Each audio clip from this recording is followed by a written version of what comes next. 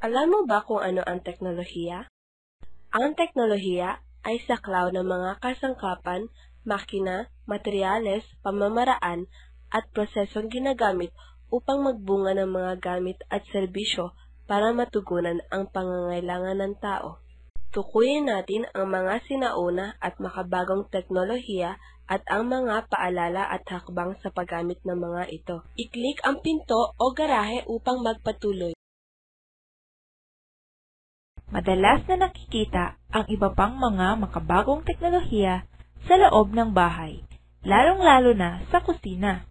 Pero bago natin malaman ang ilan sa mga kasangkapang ito, alamin muna natin ang mga paalala sa wastong paggamit ng mga makabagong kasangkapan. I-click ang manual upang malaman ang mga paalala.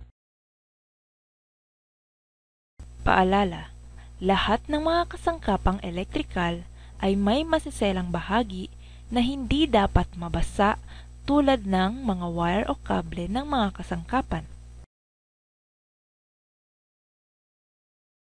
Dito sa Pilipinas, gumagamit tayo ng dalawang uri ng boltahe, 110 at 220.